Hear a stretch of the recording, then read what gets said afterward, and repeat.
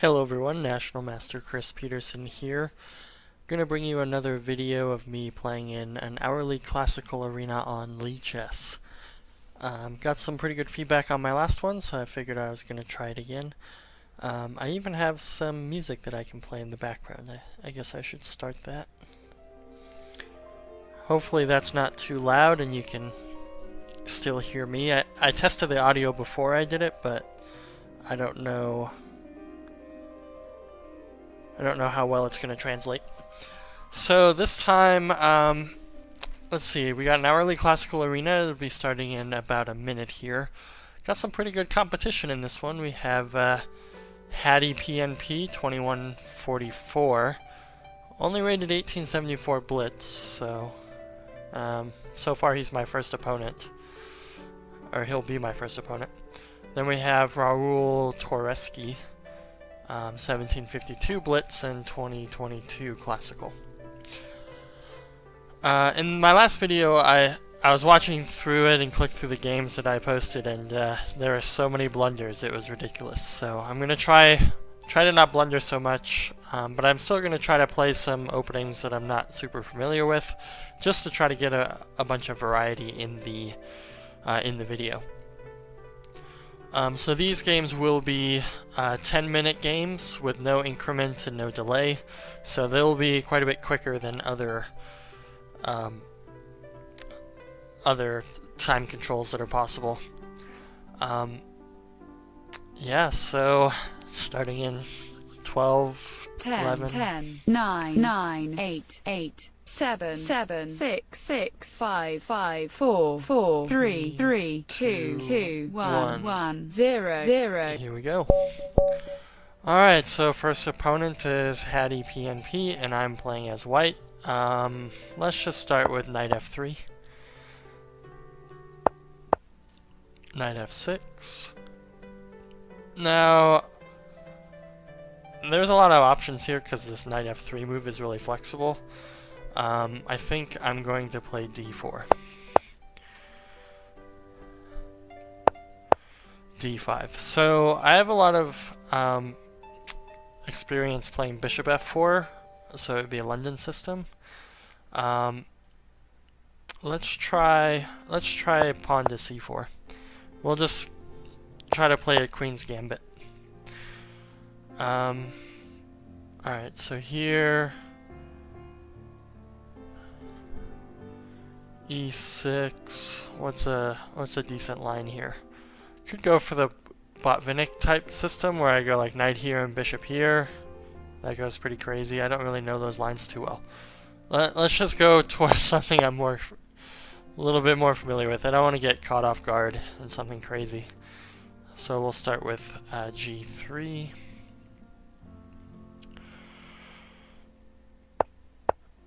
c5. Okay, so this is going to go into more of a Tarrasch type opening. I could take, and we end up with a Tarrasch isolated queen pawn position. That's probably not too terrible for me. I do like the idea of just kind of leaving the pawns for a minute though. So I think I'm just going to go bishop g2.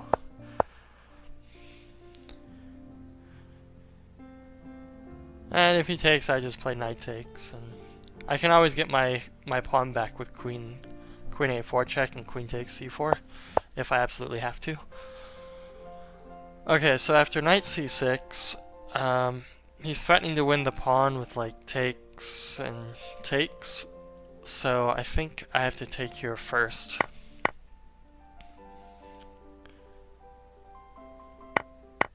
And now I think I can just castle. And we're kind of in kind of safe territory on both sides, I think. White is playing really solidly as well as black, but there's some imbalances in the position, and if you want to win, you got to create imbalances. And pretty much every game here I'm in a must-win because I'm recording it and posting it for everyone to see, so I have to win. So I could do the double Fianchetto thing that was kind of featured in the last video. Maybe I should try something different though. Maybe I'll start with just knight c3. The knight might be a bit misplaced on c3, but maybe it's okay. Maybe better than is bringing the knight to d2, but I don't have the c5 square, or the c4 square, because of this pawn here. But it would support e4, but I mean this move also supports e4, so a lot of times this c5 move you can just attack it right away with b3. b3, b5 is not possible because I can just play knight takes b5. So after b3, maybe queen here on the knight, but then bishop d2, and bishop here, rook c1. And if pawn takes, I'm thinking b3 is the move here, just because he's giving me kind of a striking point. And there's two ways to attack a pawn chain. You can either attack it at the base, or you can attack it at the head. So I'm thinking b3 is the right move here. So I'm just going to do b3. The knight here on c3 is a little loose, but I think it's okay. Now, after pawn takes, I think it's correct to take back with the pawn to open up my rook. Okay, so he castles. I have a dark square bishop, so it might be prudent for me to trade on a3, but I don't really like trades, so I'm gonna try to avoid that if I can. I could maybe try to eyeball this c5 square for my knight, but I don't know.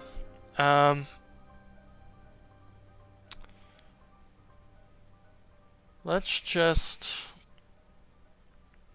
see, I don't want to go queen d3. Maybe I could just play knight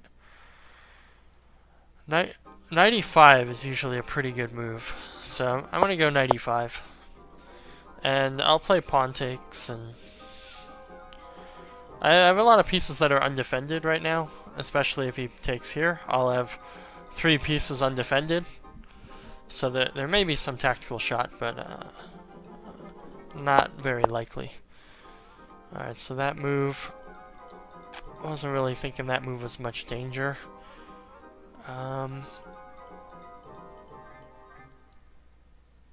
Let's just go bishop here. It's kind of a lame move, but I'm trying to connect my rooks up, so then maybe I can double on the a file. Put some pressure down the a file, and maybe I could play queen d2 and then rook c1 as well, and that way I have control over both of my open files. So we'll start with this. And the idea of bishop b2 is now he doesn't have this shot here winning the d-pawn, or forcing me to trade here first.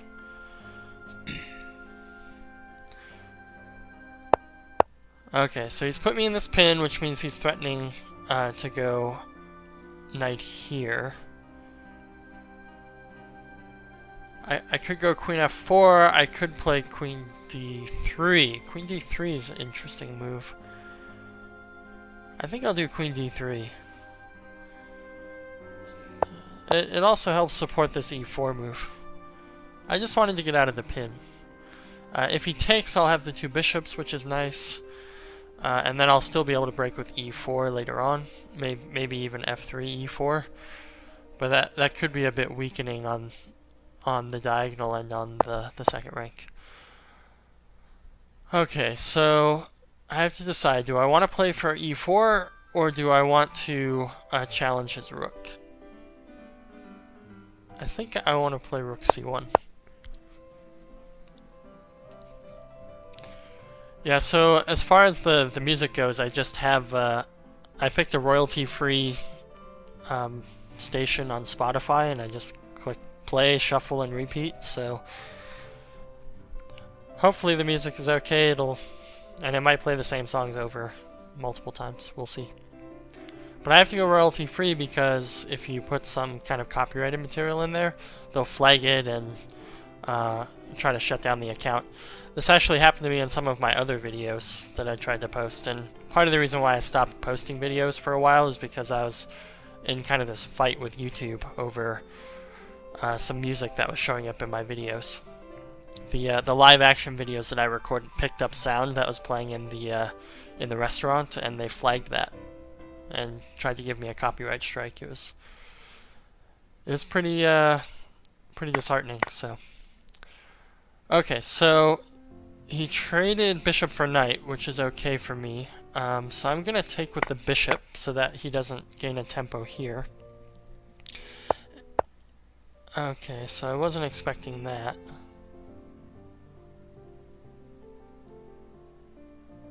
I think this trade is okay for me, so I think I want to just back up my bishop here.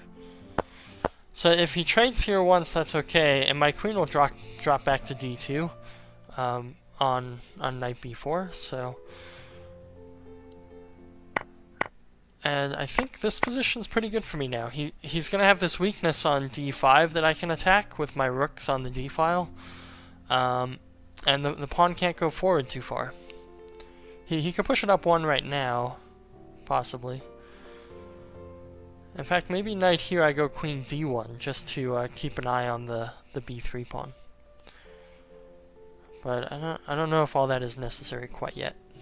I could also play queen d4 in that position as well, and then maybe swing it over to f4. Okay, so queen there.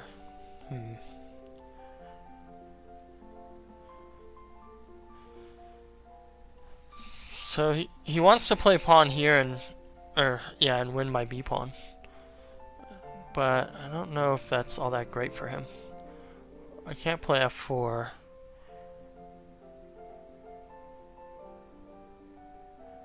What do I do? What do I do? I could start bringing a rook over to the king side. That's an option.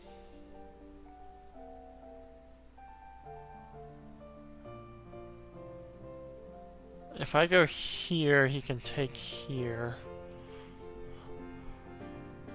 I could take this pawn and play e4. He's giving me a pawn here. He has this. Knight there. Okay, so I can't do that. What about takes and takes? Is that an option? And then play e4? Spending a bit too much time. I think I'll just play rook here. Yeah, I guess so. So the idea is, so if he pushes here, what do I do? What was my idea? Did I even have an idea? I could maybe take here and then push here. That's not great. Okay, so he's giving me a tempo, which is nice of him.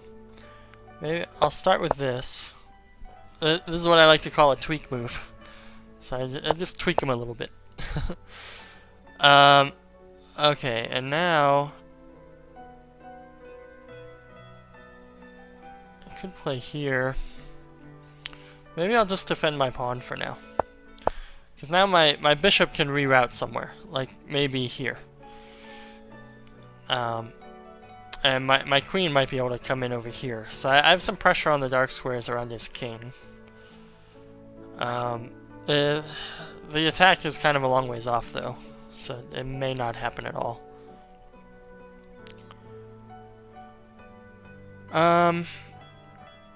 So if he goes bishop f5, I might be able to play maybe just queen d2.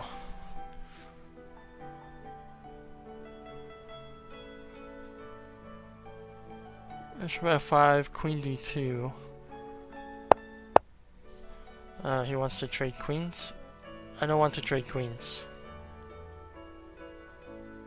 I'm gonna avoid the queen trade and maybe come in with my queen over here on the king side, if I can.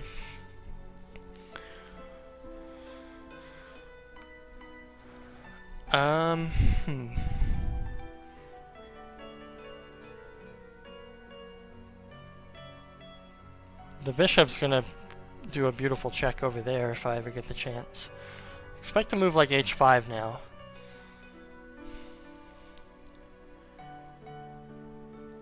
h5. Might almost be forced. I don't see how else he can guard h7. Maybe he just starts running with his king? Yeah. Alright, so that's gonna give me this h-pawn for free, which is nice. So he's trying to run, which, I don't know, it seems like it might be a mistake. Alright, first I think I'm gonna plant a bishop on d6 here. If he plays pawn here, I think just, maybe queen here. Or I could bring the queen in there, maybe. Or maybe queen g5. I could also take the knight first. It's an option. Okay. So now...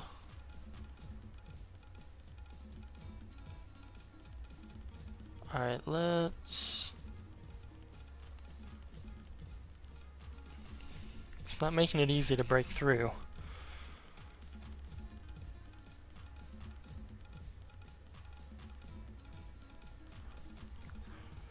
I could take that and then deliver a check here. Let's try this. Takes, check.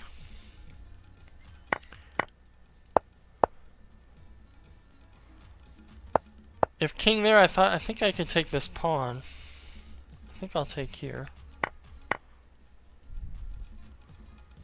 And maybe I have some shenanigans with a rook sacrifice.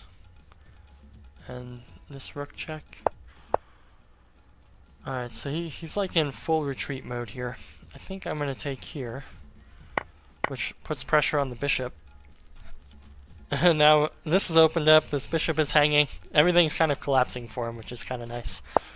So I think he would have had to play h5 earlier to kind of defend himself from all this stuff. But he's just kind of slowly collapsing here. I think... So, I mean, I'm just up a piece. I'll just start throwing my h-pawn forward. He really doesn't have any play here. If he takes the pawn, I think just bishop takes pawn here is really strong, because then the b7 pawn is difficult to defend.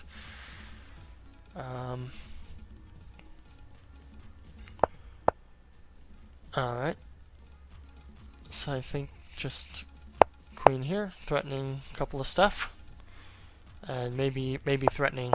Yeah, I think I can take this pawn now.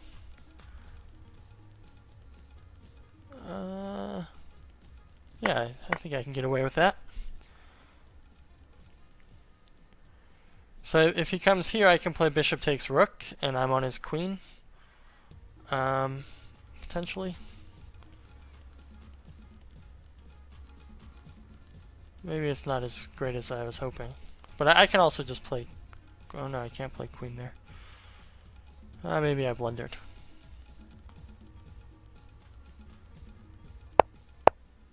Yeah. Well, I'm up a bazillion pawns, so it's not really that important. Yeah, this is completely winning for me. I'm up a piece and a bazillion pawns, so what is he gonna do? Probably resign any moment. Yeah, I have tons of time too. So I'll just play e4, solidify everything, and my pawns are just marching up the board.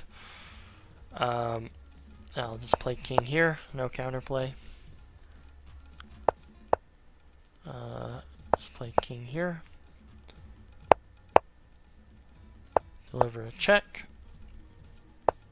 And let's just run one of these pawns up.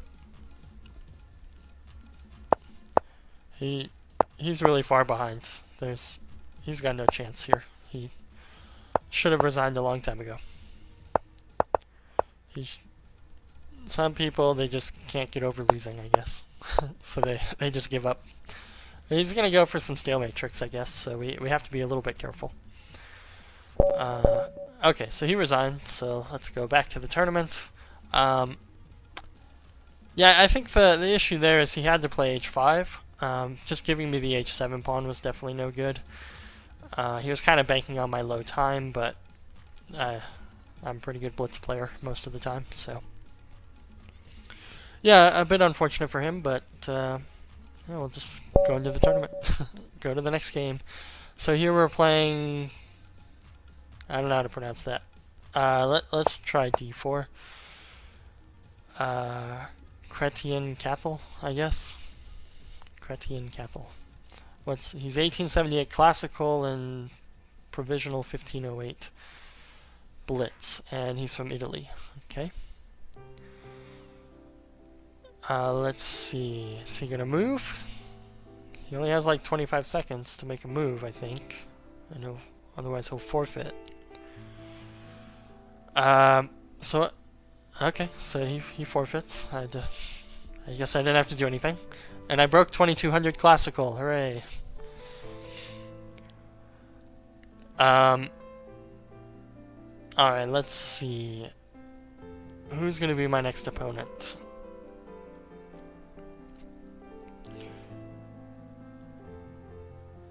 The Knighter. 1602, already won 2 games. So, just kind of watching this little game here, Joel Collado. Oh, here we go. Oh, I'm playing Knighter, the number 1 guy. Number 1 versus number 7. Alright, d4.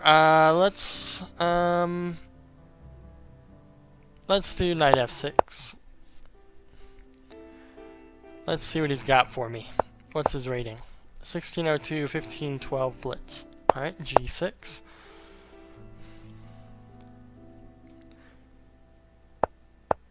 Knight f3. Alright, bishop g7.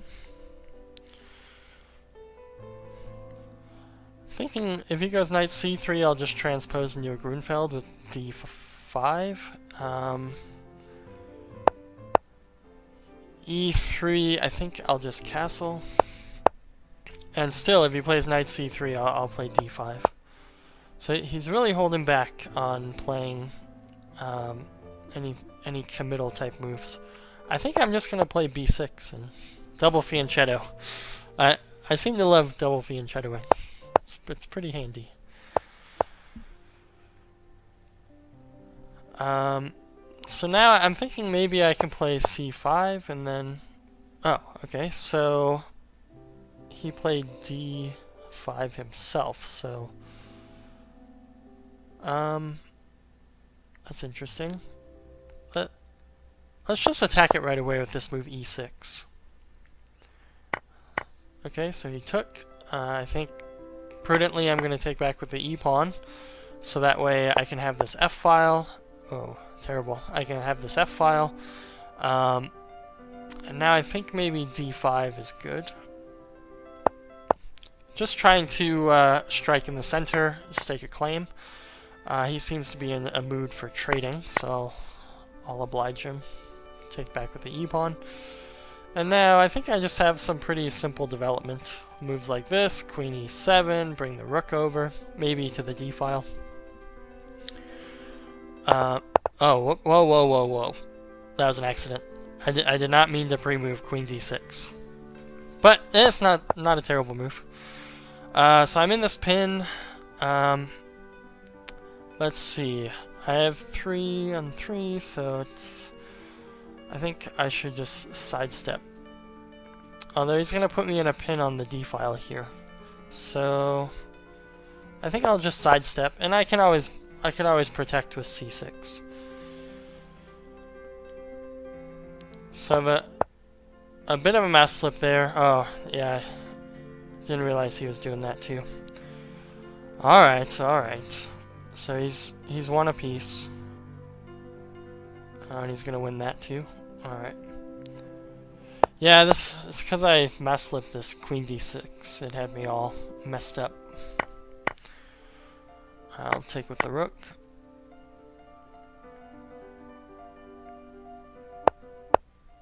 c6.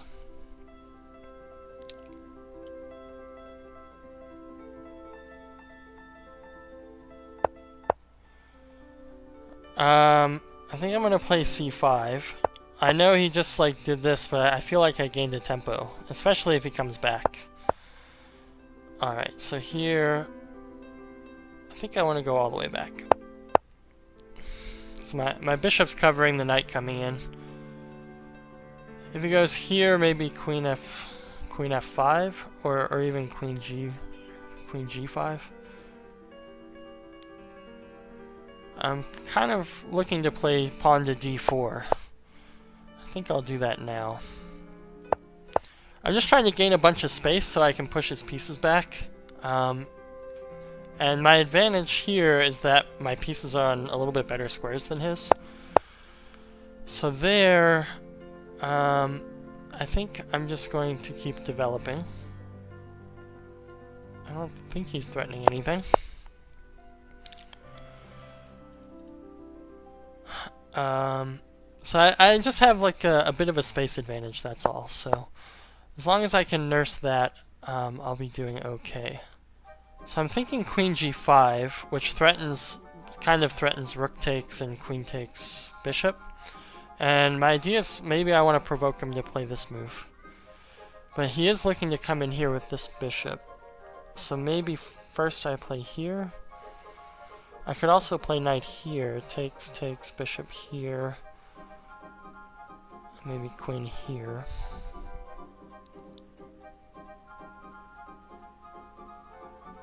I could play knight here and win that bishop. That might be good. Maybe I'll do this. So if he comes in here, I'm thinking just queen c6 might be good, because then this knight and this bishop and the queen is overworked and won't be able to stay there. Alright, so here I'm thinking about sacrificing another piece here. I could also play bishop takes and queen here. Actually, what about rook takes and queen here? What's he gonna play? Maybe bishop back? It's not bad for him. How about rook here? If bishop here, I can play rook takes and then queen g4. Queen g4 on the knight and threatening mate. Oh, but he would have bishop bishop there. Maybe I get rid of this guy first. That seems to be the big pain point for me.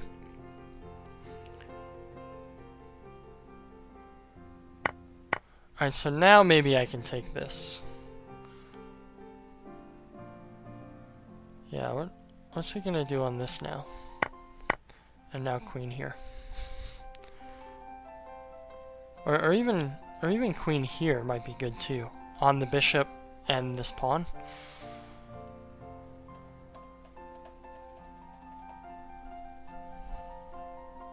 I think either way is probably good. Maybe I think I'll do the queen f5. It's probably better. Or actually, I can take this right away, and I'm threatening queen g4 check, and that looks really difficult to stop. How does he stop queen g4 check? And I'm also on the rook, but that doesn't really matter. Okay, was not expecting that. Let's just go queen here, like we were kind of intending.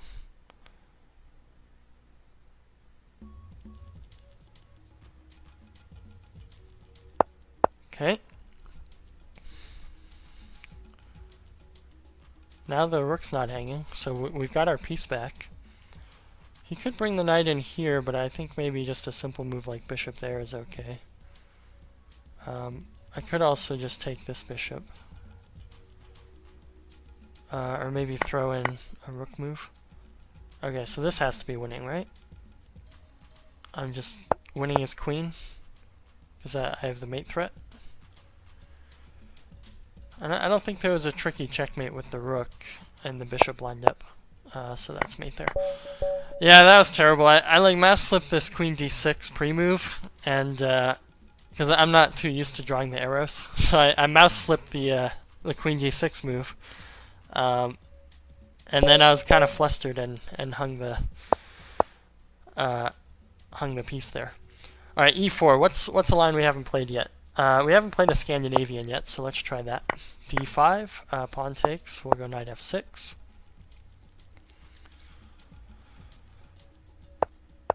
Knight c3. Alright. I think I just take now.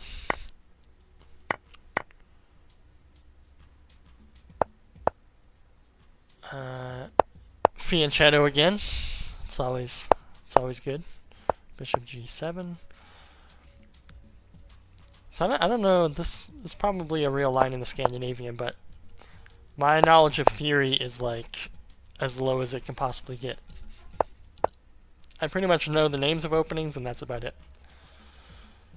So I think setting up kind of a Maroczy bind on the d4 square might be a good idea. So maybe moves like c5 and e5.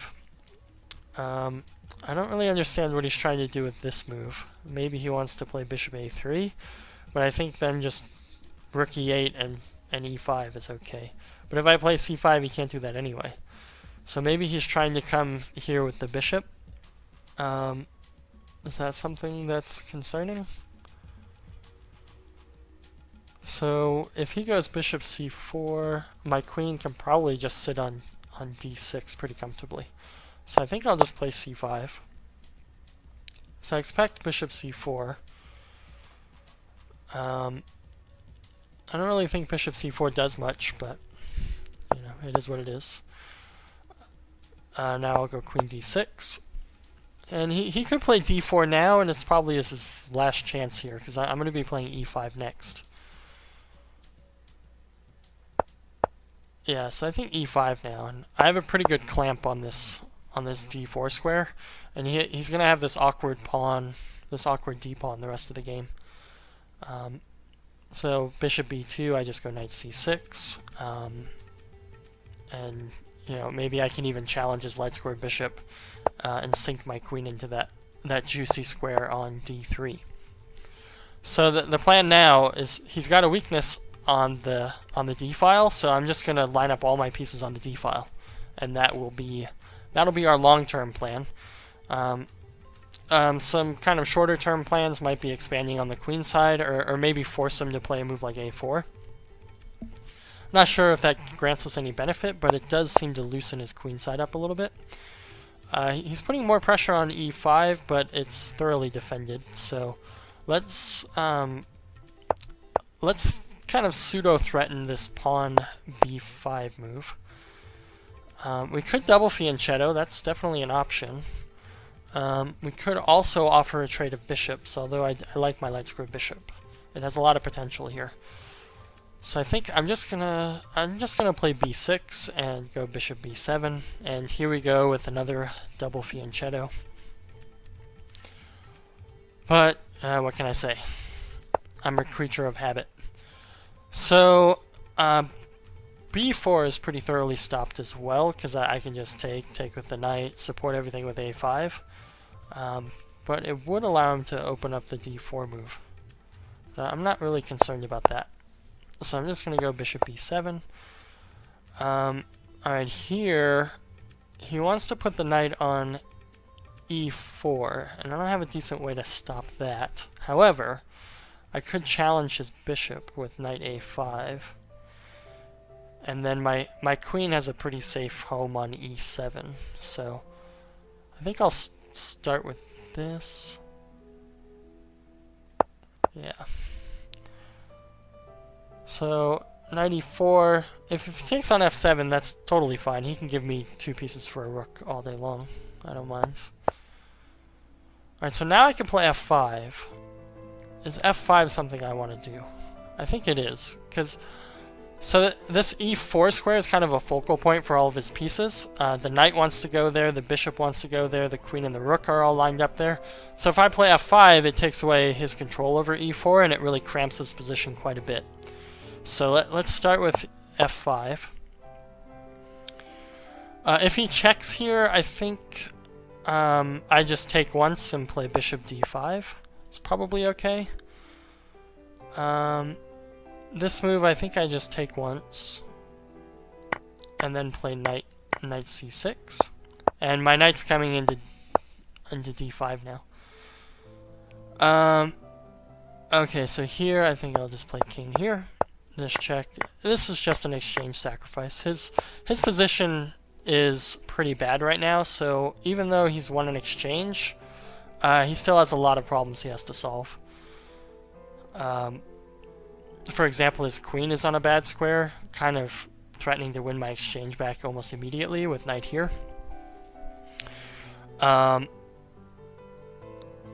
Yeah, so if he goes queen here, I win his queen with knight f3 check. If he goes queen here,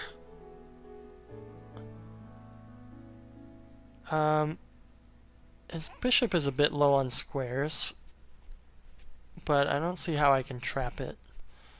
So I think first, maybe I'll just threaten checkmate, see what he does.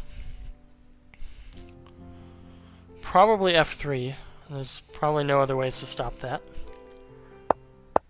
Yeah, and now... So now, I could plop a knight into here, but that doesn't look too great. Let's just start with rook d8. That looks like a pretty useful move. So if he goes bishop b2, I'm thinking just queen d7.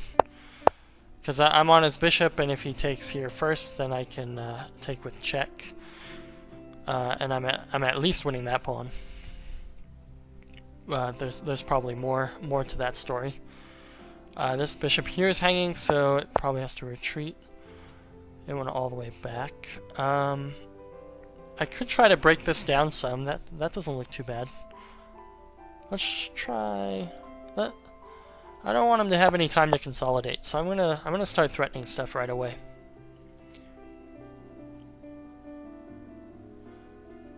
If he takes the knight, I think queen takes, just to kind of keep some protection around my king, although I would like to bring in another piece to the attack.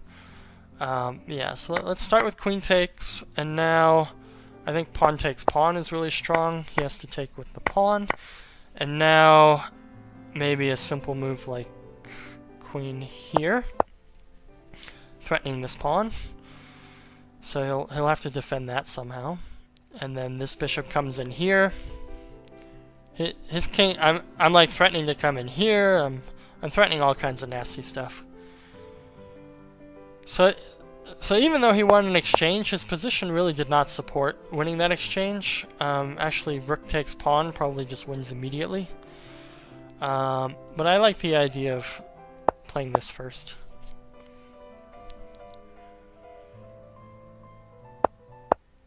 Alright. Let's just go queen here. No, wait. Yeah, queen here is probably good. So I'm on the rook, I'm on this pawn. And if he blocks here with the... if he goes queen there... maybe a simple move like this. And I'm threatening the rook, obviously, but more importantly is undermining his defense of f3. If he goes rook here, then I think queen takes pawn is going to win all kinds of material. I don't even know what he does here. Maybe he just resigns. He's in big trouble. Yeah, his position just did not support giving up his good pieces for that exchange. Because he gave up his pretty much most active piece to win that exchange. So what's the best checkmate here? Let's just do this and win the queen. So he has to take. There's no other move. And now maybe just more simple chess. And we're going to come in here, and this queen here is going to be a checkmate.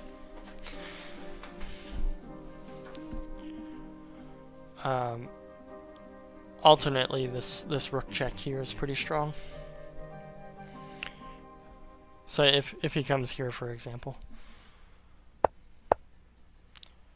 Alright. Yeah, I think maybe just rook here. And I'm threatening a checkmate. I'm not even sure how he stops that. That might just be checkmate in itself. So, rough game for white there. I think he probably just should not have taken that exchange. So the problem with me doing videos like this is a lot of the times I do things kind of based on intuition. And a lot of times it's very hard to explain why my intuition is saying something. It's like I was not concerned about losing that exchange at all because he's giving up his active pieces for it. And meanwhile, I have a ton of space, and my bishops are on like the best possible diagonals. So, yeah, it was just an exchange sacrifice. And yeah, it's very hard for me to like talk about all my thoughts during this in this type of time control.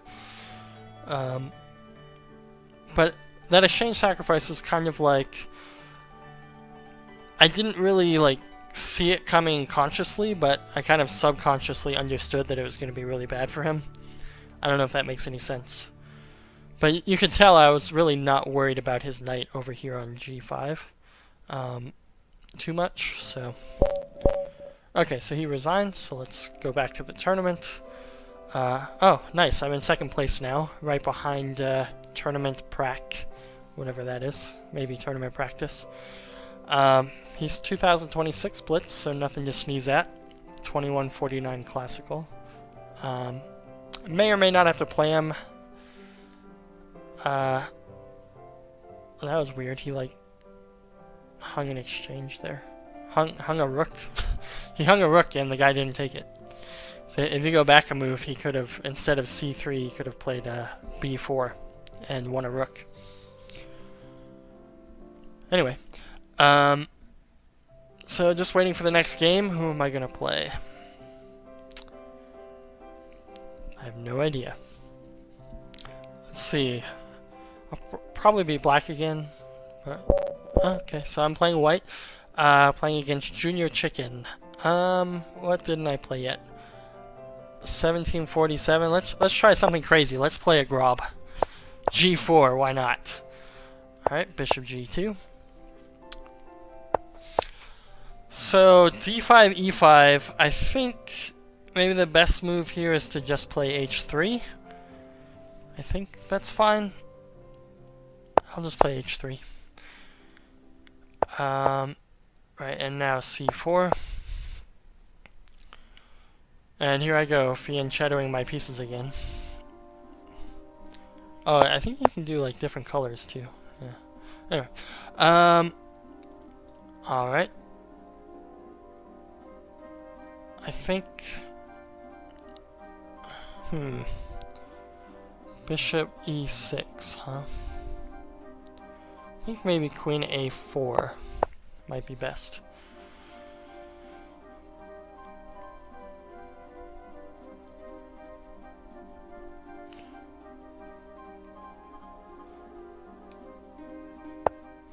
Alright, queen a4, and now maybe just knight c3.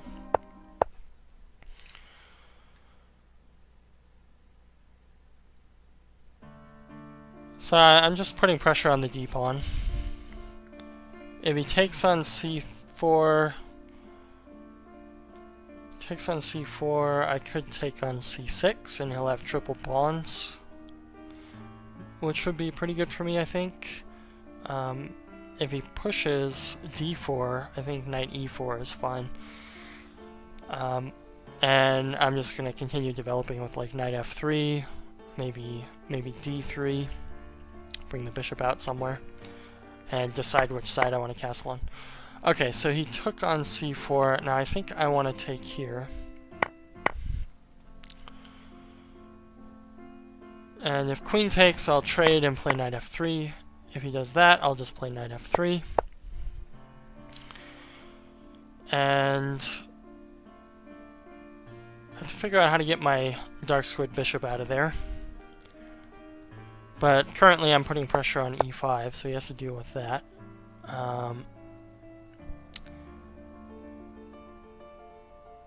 Let's see, what's the best way here?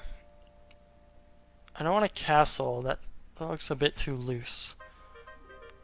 I could play knight e4, but that lets him play bishop d4 with tempo, bishop d5 with tempo.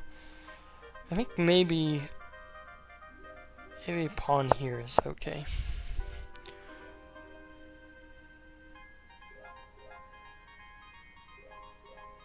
And the idea is I'm just trying to open up the position a little bit. He's up a pawn, which, you know, I'm probably one of the least sentimental people about pawns. I really don't mind dropping him. Not a big concern for me. He can't put more pressure because of my knight, which is good. He could play his move c5, but I think maybe I just go bishop b2, or maybe even just d3 and bishop d2. And if he trades, okay, I'll just play pawn takes. That move is bizarre. I could just play e4.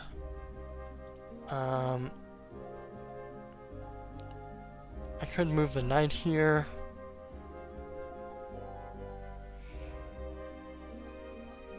E4 is not ideal. E4 is not ideal. How bad is it if I let him take here? My pawn structure is in a pretty big shambles. I could just take that bishop.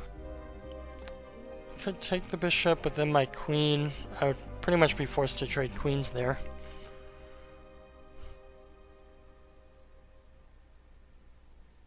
That's a pretty good move, bishop d4. I think I have to play e4 here. Alright, I'll play e4. And the idea is I think I can play a d5. Can't talk today. I could play d4 next. And my position in the center is getting a little crazy, but he's still in the center as well, and maybe a little bit behind in development, because I can castle, whereas he cannot castle. So I think pawn d4 here. And okay, if he takes, knight takes, and if bishop c5, then I can trade and maybe castle kingside. I could also just develop with bishop e3 if bishop c5.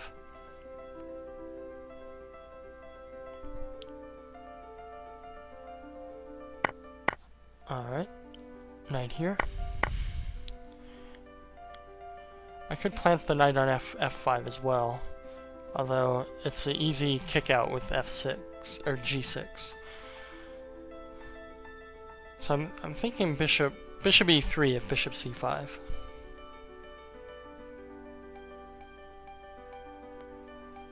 The problem with castling at any time when he still has a light square bishop is he has an immediate perpetual if he wants with bishop takes g4. What? Did I miss something? I thought I just... Okay. He just blunders. And that's the advantage of playing these like really crazy positions when you're a stronger player, is that like tactically you're going to be a lot more aware, and you're not going to make quite as bad of tactical blunders as that. So yeah, so that's I'm up a queen. That's pretty good. So I'm just going to develop. I don't care about pawns at this point. I'm up a queen, so I'm just going to castle next. And he's going to make me play this out, okay? Yeah, that was very bizarre. I don't know. I don't understand that. I think maybe the pawn structure was confusing him a lot. So let's castle, and I can just take over the b file. Position's looking very nice for me. Very, very nice. Alright, can I stop him from castling? It doesn't look like it. I could take the a pawn here, but I don't know if that's necessarily great. I think... Oh, actually, if I play rook b1, he could play c5, c4. Is that something I should be worried about? I don't think so. So, I'll play rook b1. c5, I think I just go knight... Yeah, I'll just go queen d2 and knight d5. Try to prevent him from castling if I can.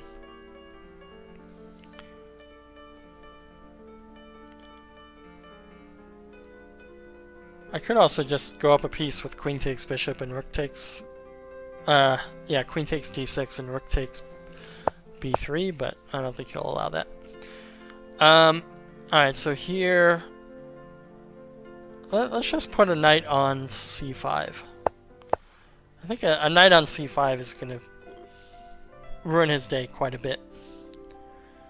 If he wants counterplay, maybe his best chance is a5, but I think not a5, h5, and then I think I play g5. So he can win back in exchange here if he wants, but I'm up a queen, so it doesn't really matter.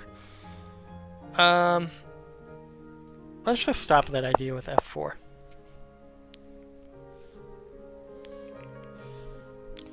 Just because there's no reason to give him any of that stuff. Alright, let's just defend the pawn.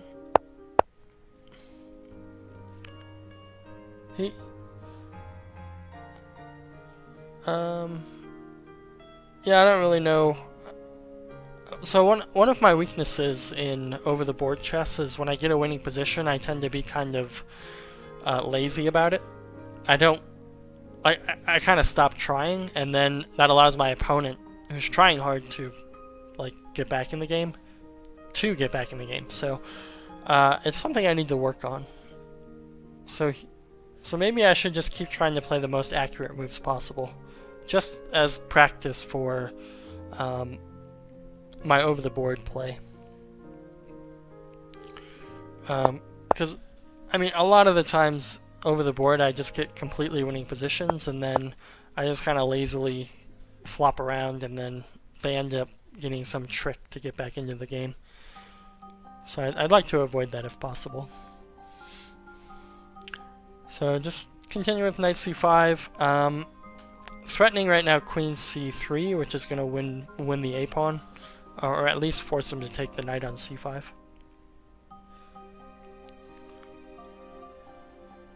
I don't really know what he's doing. I don't know why he's still playing.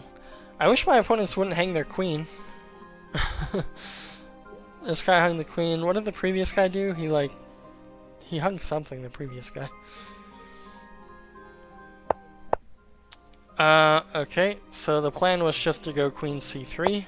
So I'm getting out of any discoveries, and I'm putting pressure on a5.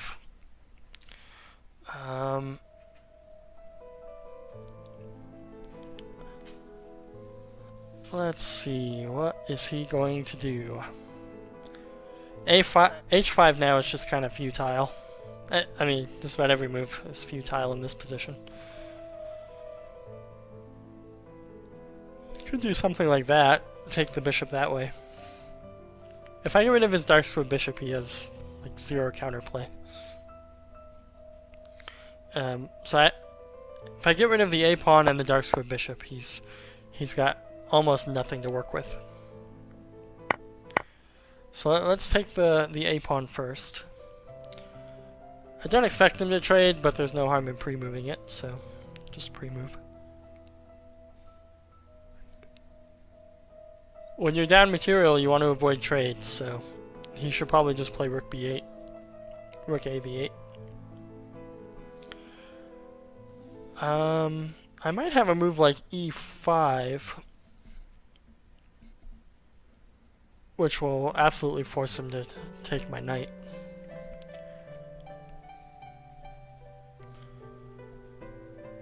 Still an hour and 5 minutes in the tournament. So I'm position number 2 right now. He's position 19.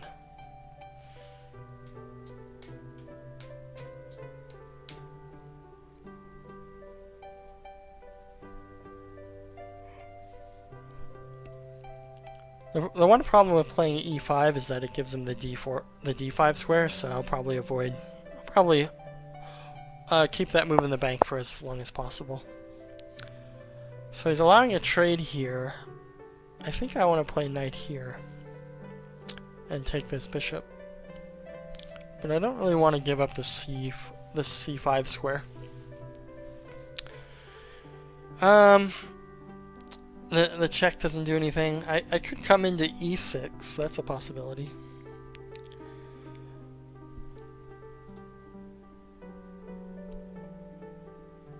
Maybe I'll just play rook here, force him to make a decision with the rook. I could have took once, but that would activate this other rook. There's a grandmaster saying to take is a mistake, so if you take, that gives your opponent an opportunity to recapture, which pulls their pieces to better squares. So I didn't want to do that. So I'm looking at e5, but I think that might give him a bit too much. So I think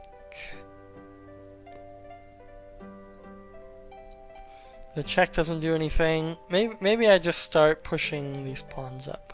Oh, he could win a pawn with knight there.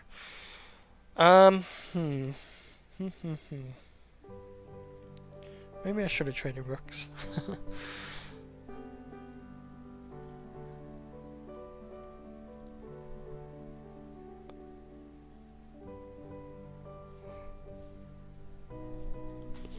So I'm just looking at moves like knight e6, queen c4 check, rook d1 is a possibility.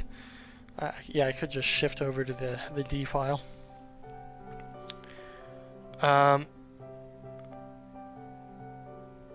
Another promising move is a move like bishop d4, looking to sacrifice on f6, but right now the f4 square is weak, so maybe step one is to bring my king in. So I'll go king f2, king f3, and then maybe look to play bishop d4 and sacrifice on f6. Alright, so here I think king g4, king g3 to prevent knight h4 check. And I can even play h4, h5 now that my king is up there, supporting the h4 advance. So maybe I can play h5, h6 and undermine f6 and not even have to sacrifice to break open the king. That would be nice. And in the meantime, his time just slowly ticks away.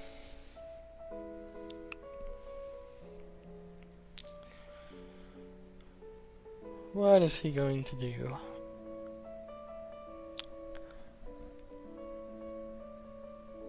I mean, I don't really mind people if they don't want to resign, because they're kind of torturing themselves.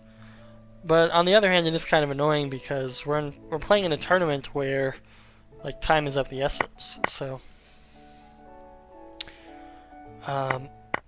yeah, so it's a little annoying because it's kind of taking away my time from the tournament and his own time. So it doesn't really make sense why he wants to do that to himself. Alright, my rook has served its usefulness on the A file. Let's switch over to the H file.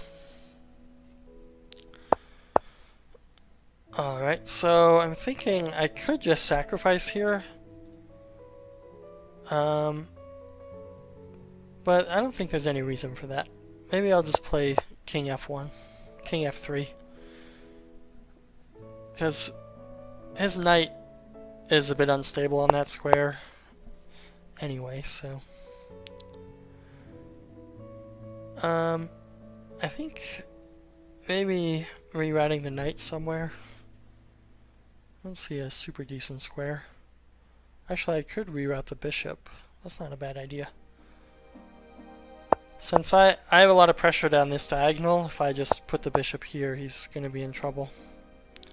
So let's go here. And he fell for the mate in one. Alright. Well, at least it ended in with a really well-coordinated attack on my side.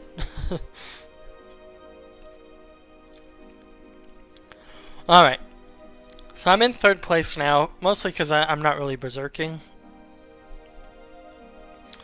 And like this is what happened in the last tournament. Like I didn't berserk, but I won all my games, so I ended up in second place, I think. Alright, so now I'm playing Arnold D. Oh look, we're the top board. Let's do knight f6 again. We're the top classical board. Maybe we can get a Gruenfeld this time. There we go. Gruenfeld time.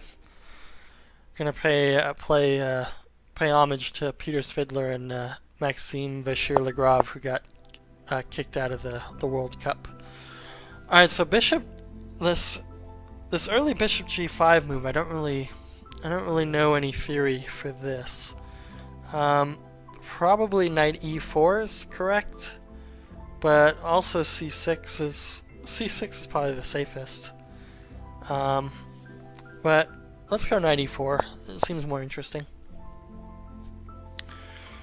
And the idea is that my pawn is going to be on this e4 square, which cramps the white knight quite a bit, and I'm also gaining a tempo on the bishop. Alright, so now I have this pawn here. If queen c2, I can take on d4. And I think his move order is just bad here, because now this knight is kind of difficult to develop. He'll have to play like e3 and step in front of his bishop. Alright, I don't really... Oh, okay, he wants to go queen c2, I guess.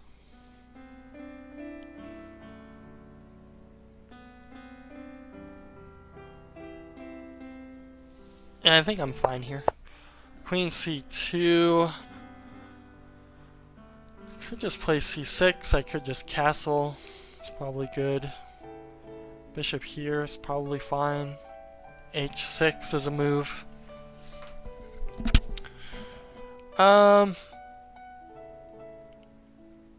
So if I go bishop f5, he might go g4. It's a little annoying, but nothing too scary. If I castle and he takes, and then I try bishop f5, he can take on e7.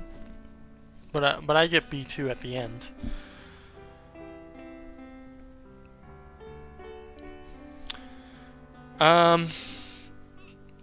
Let's start with h6.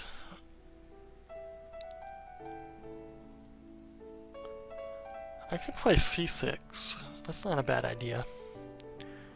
So c6. Alright, let's go c6. If bishop there, I think I just take and castle.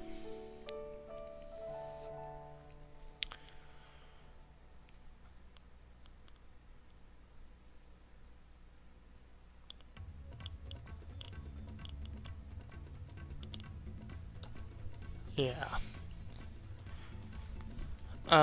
So bishop c3, I think bishop c3, queen c3 castles, and if bc3, I think I just castle anyway and just give him the e-pawn, because he's seriously neglecting development in that line, because I have bishop f5, queen a5, knight d2, knight d2 to e5, etc.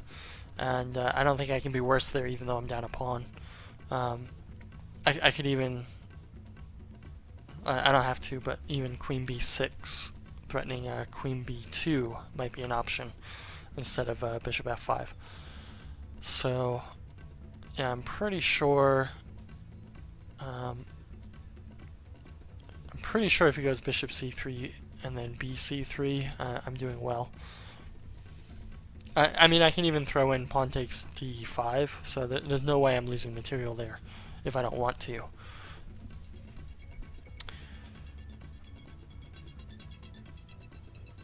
And if he takes on e4 now, I could just take on b2, so really no danger for me at all in this position.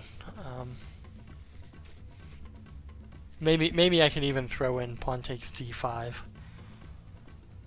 And he still has a bunch of undeveloped pieces on the king side, and the longer he leaves that e-pawn alive, the longer he's going to have development issues. Man, there's a lot of people hanging out watching the game. 20 spectators. We must be on LiChess TV right now.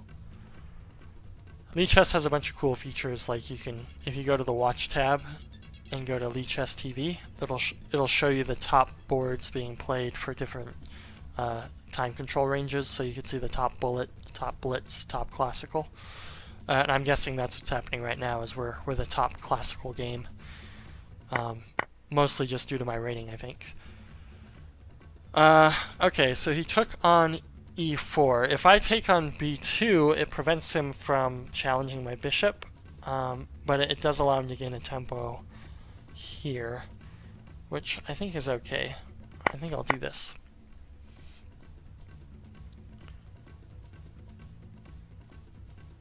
He doesn't have any tricks here because I can just take. If bishop here, I could go bishop f6. Okay, that's interesting. I think he wants to take, and then do a discovery with his bishop. And if I castle right now, it kind of plays right into his hands. So it would just give him the h-pawn.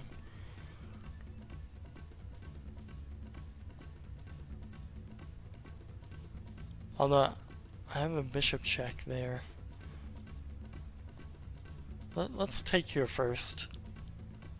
If I take here, it closes down the d file, and then I should be able to just retreat my bishop. If he tries to discover now with the pin, I just win a rook because I can just take his queen. So we'll take there first, and then we can just retreat our bishop to g7, and then castle kingside safely. We might even be able to throw in bishop f5, although this queen a4 check might be annoying.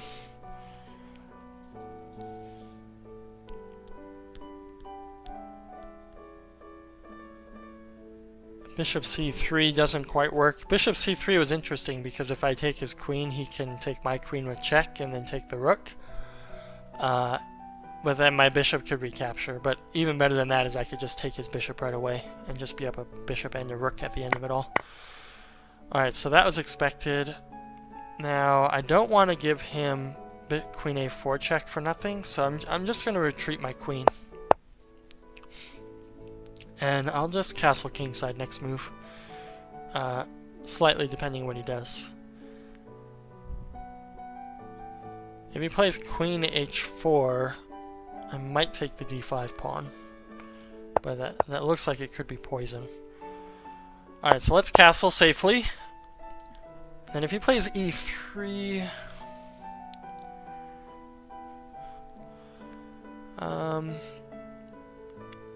so he might have queen h5... Sorry, queen h4 now. Alright.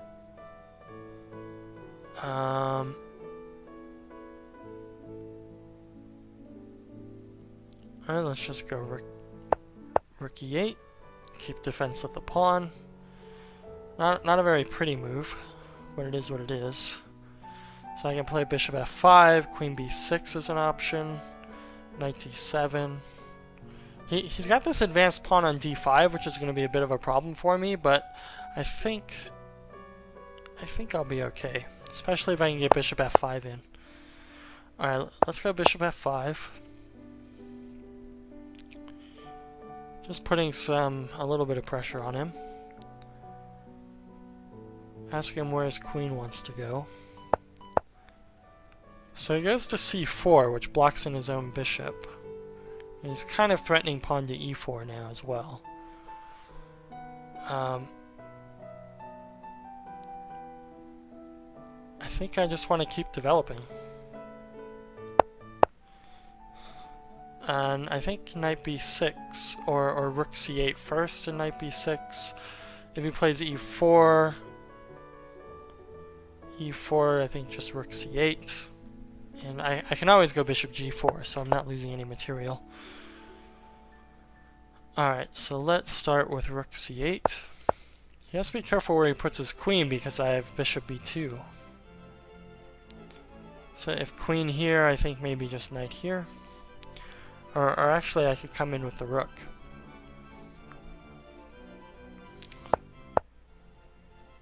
Alright, so let's kick him back first. He can't afford to take the pawn here because rook here is going to win a bishop. Yeah, and then I can come in with my rook here, which is going to leave him in a kind of an awkward position because he hasn't castled yet and his bishop is still stuck on e2. Actually, he can't go queen a4 because I can go bishop c2 in that position. If he goes queen a5, I think maybe just bishop c2, rook c2 is pretty good, allowing a queen trade, but I'll have a really active rook. Alright, so he's giving up on his piece. I don't know if he saw this or not. Yeah, I'm gonna win a piece here. He's gonna have 2 pawns for it. So it's not the end of the world for him by any stretches. He could even get 3 pawns for it with bishop takes e7.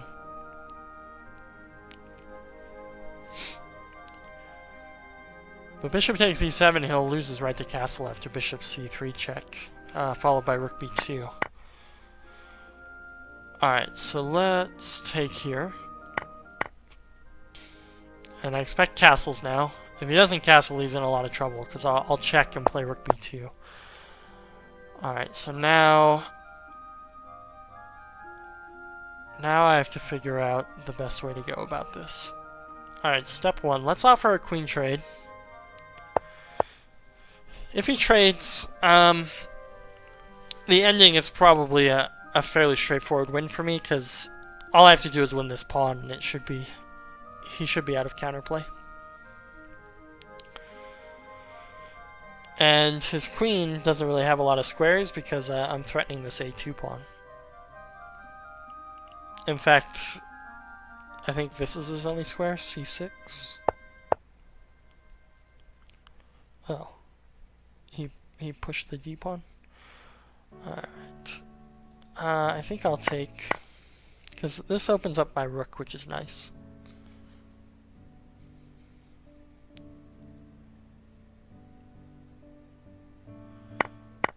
Yeah, and I think just rook b2 now. Looks good.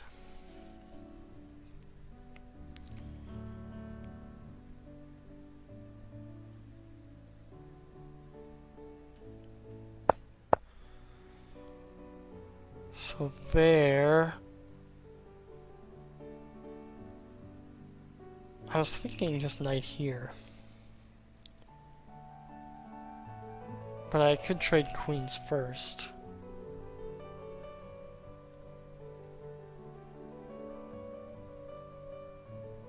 Yeah, let's just go here. Let's get some more pieces off the board. So I expect him to trade. Yep, kind of forced.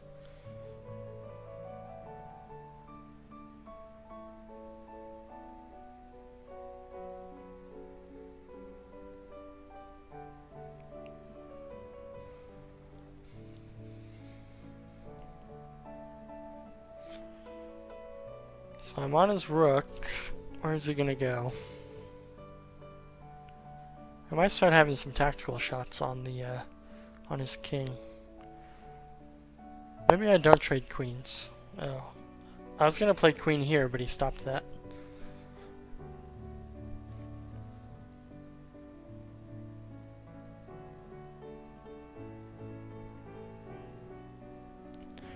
Alright, let's play queen here. And my idea is I just want to bring my queen over here and attack his king. Which might force f4. And then queen g4 might be winning. Alright. I don't understand that move. Can I not just take this? Does he have some trick? Check. I'll just take it. I don't understand it.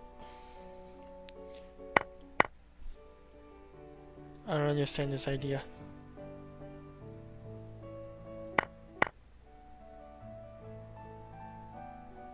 Because I can interpose with the queen or the bishop.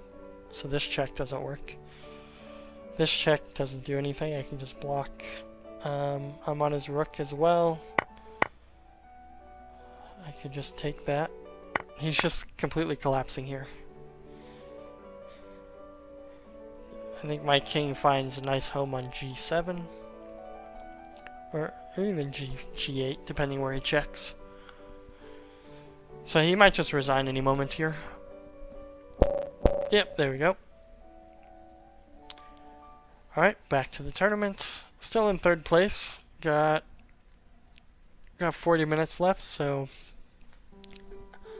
at most or at least I should get 2 more games in. But we'll see. Might might get 3 or 4, depending how quickly they go. I've only gained 22 rating points so far.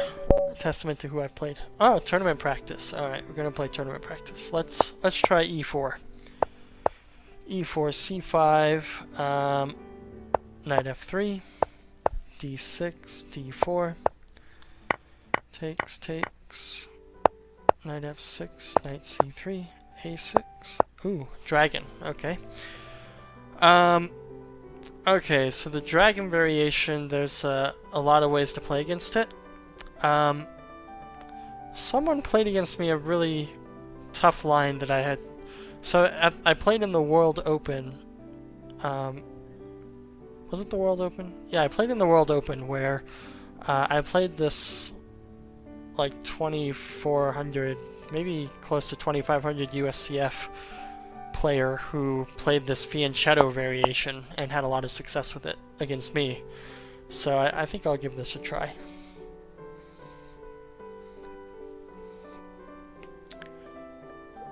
I don't really know it super well, but well, we'll see. Yeah, I did not do well against that 2400 at the World Open. I mean, overall, I did okay in the World Open. I did better than I was thinking I would, but because of my rating was over 2200, I had to play in the Open section. Yeah, I think I played some good chess there. I had a nice win over a 2300 rated player. A nice endgame grind out. Bishop g7, bishop g2. Castles, and the idea here is I'm going to play h3, bishop here, and bring this knight back. And we're just going to have a play on the queen side.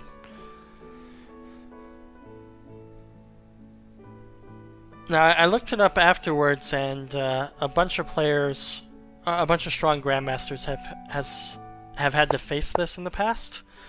And one of the things they did was they fianchettoed. Now, this move, bishop g4, I don't really understand what the point of it is. If I go queen d3, he goes knight here. And he's going to gain a tempo with one of these two moves. So that almost forces me to take. And then I might have a move like this. I don't really like queen d3. If I go queen e1, he might have a discovery on my knight. Alright, I'll just go knight e2. I think that's in line with what this position is all about. So knight e2, and then I can play h3, and then follow up with bishop e3. This pin doesn't really mean anything, because I'm just going to break it right away.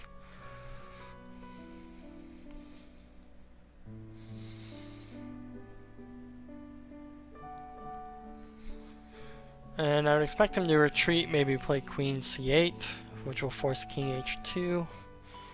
But in the meantime, I'm going to get bishop e3 in. And then another big idea is to put the knight on d5 and play c3. And my knight's just kind of come into the position a little bit later. So I'm kind of playing back a little bit until some of the pawn structure is defined, and then my knights will hop in there and hopefully wreak some havoc. So let's develop first bishop e3.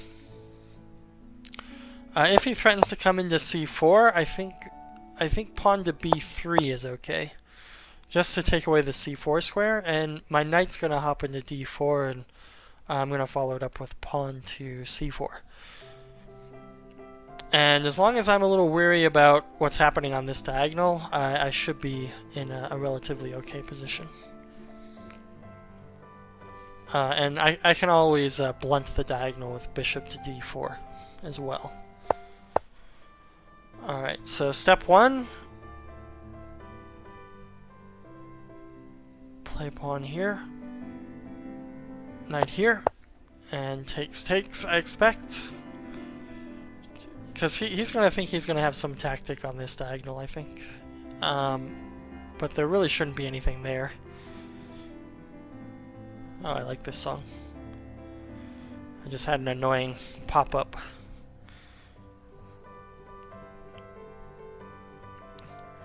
Yeah, there's really no danger on that diagonal, because it's not a bad sacrifice for me to give up the exchange for that dragon bishop. A lot of times black will give up an exchange to keep the dragon bishop, so if he's going to take an exchange to give me the dragon bishop, then, you know, I can't complain too much. E6, I might just take the knight, and then play C4. But yeah, there really shouldn't be any real big threats on this A1 rook.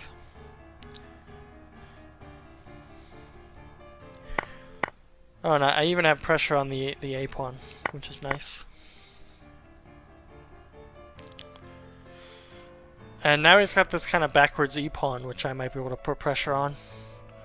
It's something Brian Wall does to me in Blitz all the time, is when I play the dragon, is he tries to put pressure on the E pawn. So if I take away his idea by defending it, I can usually win that, but, you know. Alright, so I think rook C1, and then I'll play C4. Because, I mean, his idea was if I play C4, he's going to play knight takes, queen takes here, and then he's going to take on C4, and he's going to have at least 2 pawns and 2 pieces versus a rook. But in this line, I've taken away his tactics on my rook, as well as defended the pawn, so then I'll just continue with C4. I'm not allowed to take this pawn yet because it's defended through a tactic B6, which would trap my bishop. Another long-term plan might be putting the knight into C6 once this B pawn moves, but that's a pretty far-out idea. So right now,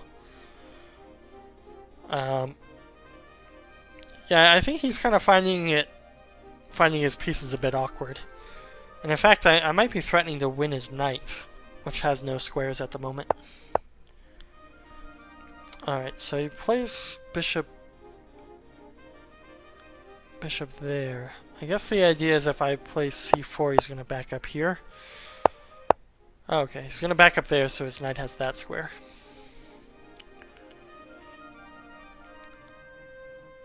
So I think I'm just going to continue rook E1. I'm just going to play simple. Very simple. Alright.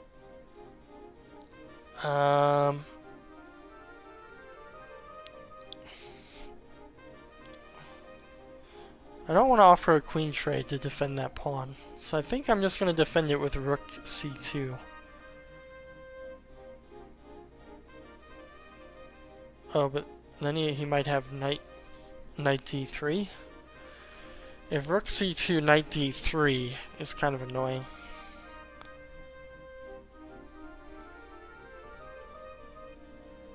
Maybe I just play knight C3, but then he might have a discovery tactic. Maybe I don't worry about that pawn. Maybe I don't worry about that pawn. Let's just bring our knight in. If he takes here, I'm going to play rook here and take here, so it's not a pawn sacrifice. And now maybe next move I can play rook E2 rather than rook C2. And then he doesn't have that knight D3 tactic. His queen might get a little active coming into A2 to B2. But I think his queen might be getting harassed quite a bit in that position.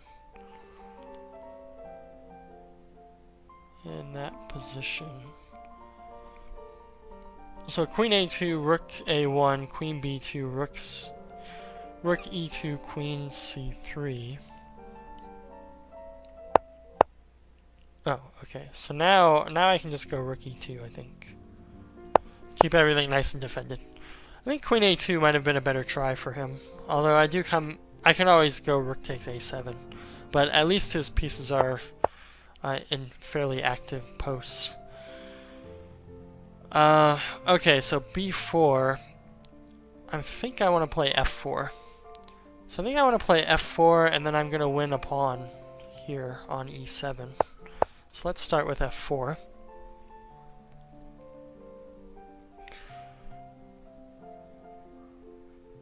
I don't think he can afford to give up a piece here. With a move like pawn takes c4. My king's going to find fairly good shelter on h2. Yeah, so next I think I'm coming into c6.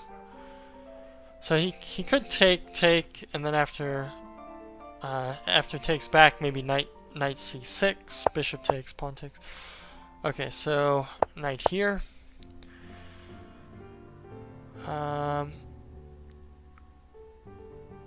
Maybe queen here. I don't know, because I'm threatening. I'm like winning an exchange, at least. Now I've gained a tempo on the knight.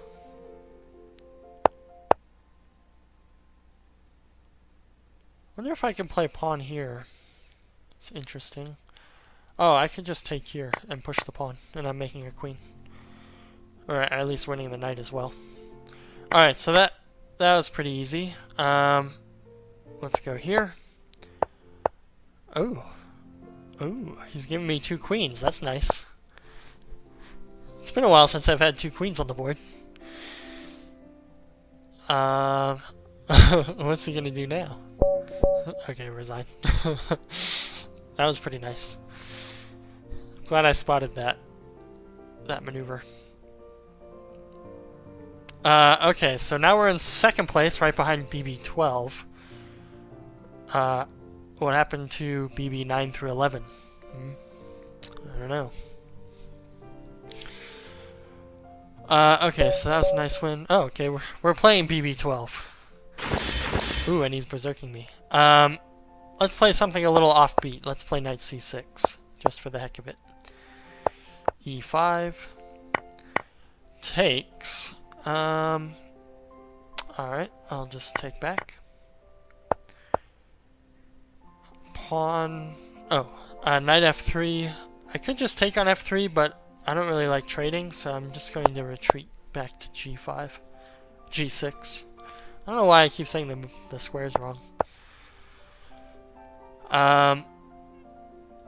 Yeah, so I'll just continue developing. Bishop c5. And now I just want to play d6 and knight f6. I can't play knight f6 yet because he'll have e5 kicking my knight back.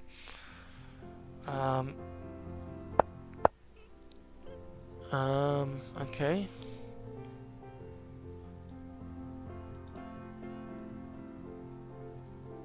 Alright, I'll offer a trade, I guess. He kind of forced my hand there. I think I have to take here. Okay, so he played pawn takes, which is fine. So I'll just play d6 and continue developing. My knight can always develop via e7. So here I was thinking f6. And if takes, I can play knight f6. Alright, he's playing very aggressively here. Let's play... So he's kind of threatening to come in here now. Let's just come here, I guess. No, that's not great. I could go here, but that lets him win the f-pawn. If I go here, he can take here, and if knight takes, he wins the d-pawn. So this is a bit awkward. If I take, he comes in here. If I go queen e7, he wins the h-pawn. Alright, maybe I'll just let him win the h-pawn. Not that big of a deal. Yep. So I think just queen here is okay. There, I was thinking just... Man, this is getting really tough. I screwed this up really bad. What about f5? No. I have to figure out how to castle somehow. That's gonna lose that piece.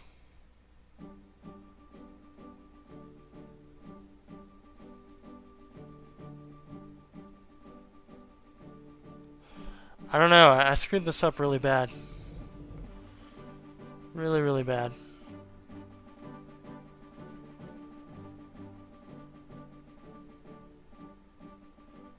Yeah, he's like coming in this square too. Really, really bad.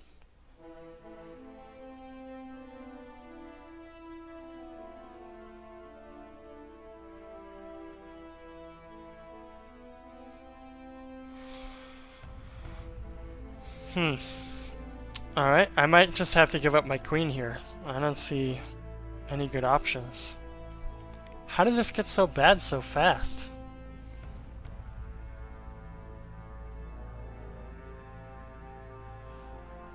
I think maybe my best move might be here. Just preventing his knight from coming in. Because that knight's just going to kill me. Alright, here... I think maybe just rook takes pawn. I don't know. He's killing me here. He's playing so fast too. Could play knight here. Queen takes? No, that doesn't help. C5 doesn't help. Knight here doesn't help. I have to take. I don't know. There's nothing else. Plays there. Maybe I can't do that.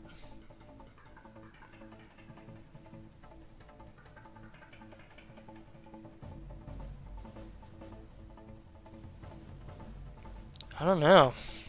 It's so bad. Come back. Come here.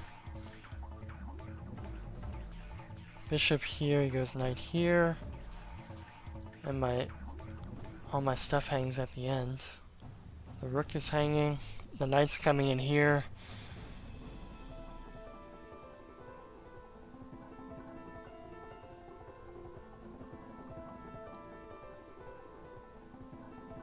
I don't know. I don't know what to do. I'm at a complete loss here. Completely lost too. Let's start with this move. Alright, that check. Oh, that's check. Okay, so king here, I think. Knight there. I think I just take that, right?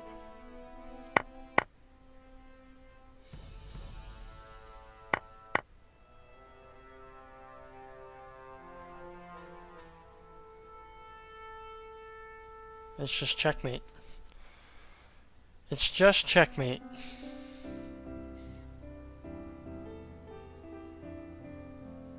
I just have to resign that. Let me just pause this tournament really quick, and let me look at that game. Yeah, okay, so that's visible. Let me just see this. Because that was really brutal, and I don't know why I lost so bad there. D6.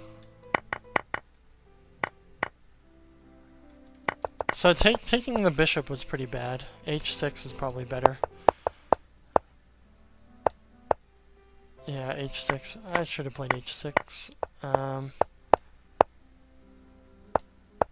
Here. Yeah, he's just much better now. Yeah, I don't know.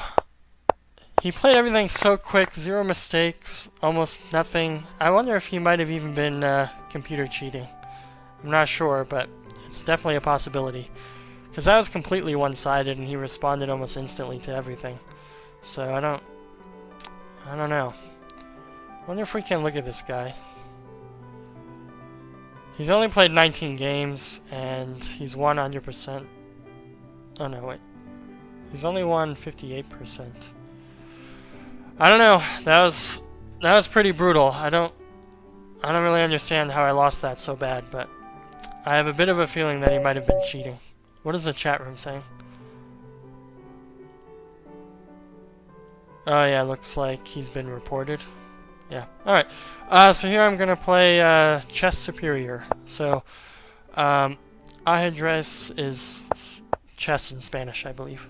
Alright, so let's play knight f3. Yeah, people in the chat are like... Yeah, someone in the chat has already reported him, so maybe I'll end up getting those points back that I lost. Yeah, I mean, I don't really want to say he was cheating for sure, but the way he was playing so fast, and he played every move like perfectly, and it was like just completely one-sided. Like, I didn't really have a chance in that game at all, so... Okay, so this game is kind of a, what is this called? Gyoko piano, I guess, kind of. Okay, so when they do this, I like to keep my light square bishop on, just to kind of keep it more complicated. It gives them a couple of tempi, but I do get to keep the bishop on, so I like doing that. It's not ideal. It's usually because I messed up and didn't go bishop b3. So I end up losing like 3 or 4 tempos. So I have to keep that in mind next time I play this. Okay, so we're kind of transposing into some lines in the Spanish, which I am perfectly okay with. And I think castles, and I can just do the classic bring the pieces around type thing. Let's start with rook e1.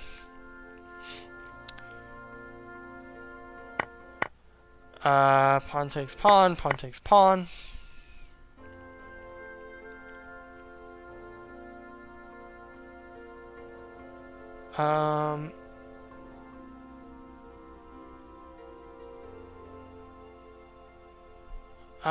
I could play for d4 here, but I might want to get my knight to a better square first, because this knight's kind of in the way. Better square might be g3. From g3, it's kind of eyeballing h5 and f5, and getting the knight in there gives me pretty good attacking chances. But maybe the idea is knight f1 and then playing d4. But maybe better first is to just take over the b file. So I can't hold on to the b file if I take it, so I'm just gonna play knight f1. Because he's just going to challenge, and I don't want to trade all the heavy pieces if I'm going for an attack. Maybe one pair of rooks is okay, but I don't want to do too much trading. So this move's weird because if he's going for this sacrifice on h3, it's not going to do anything. So I'm just going to let him do it if he wants to. All right. So I think I want to play queen e2, but it doesn't quite feel right. The rook feels like it wants to be on c1 and the queen on e2, and then maybe d4. But I think I can play d4 now, so I'm just gonna play d4 now. His knight's on a bit of an awkward square there, so I think it's the right time for d4. He doesn't have time for knight e6 because I'll just win a pawn. And here he's just dragging my pieces to the best squares, so I'm gonna have the f5 square.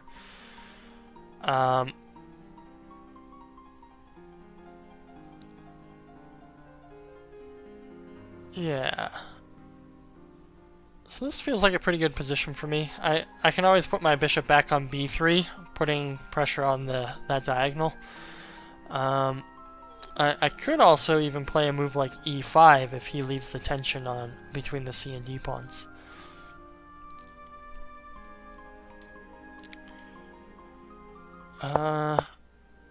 Okay, that's kind of bizarre. This pawn here is kind of way out in no man's land. So I think first I want to play pawn to e5. Feels like it might gain a tempo. If knight here... yeah, if knight there... I think maybe I just retreat my bishop back to c1. And one idea might be bishop a3. The knight doesn't do anything on c3, so I can just attack it. If he takes here, I'm thinking knight takes to just bring my pieces closer.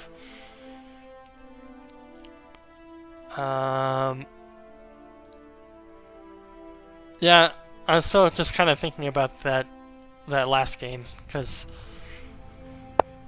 yeah, he just played every move so perfectly. Super annoying. But I mean, when you're playing online, you're gonna run into some cheaters. But again, I don't know for sure if he was cheating or not, but it seems like a very likely possibility. So I think I'm winning the pawn here if I go bishop here.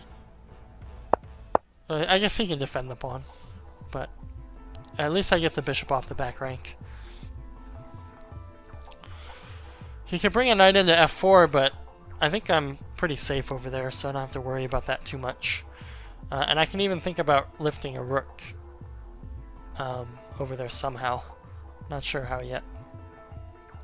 Yeah, like one bishop can come here, the other bishop is going to be supporting this d6 square. Oh, okay, so he's just allowing a trade here. And now I think just knight takes pawn. And now, so I'm threatening his bishop here. Maybe I can even play a move like d5. But also good is I might be able to play a move like queen h5 and start kind of threatening an attack. Although I don't know if it's going anywhere quite yet. Alright, first let's go queen f3. Just gain a tempo on the knight.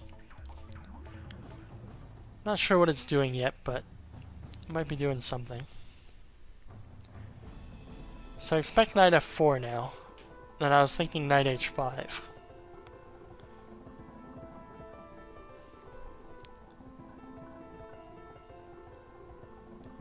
So knight f5, knight f4, knight h5. If he goes bishop c6, bishop c6, I can think of sacrificing on g6 with queen h5 and then sacrificing both my knight and bishop on g6, because at the very least I'm getting the e6 knight. Well, actually I'm not getting the e6 knight, so that might not be good. But after check and knight h5, and then the rook's coming in to e6 maybe, I'm not sure.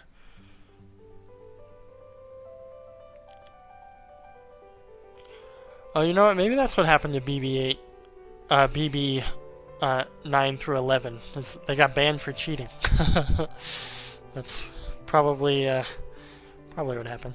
I'll just hold on to that little nugget, because it's not very often that I get crushed that bad.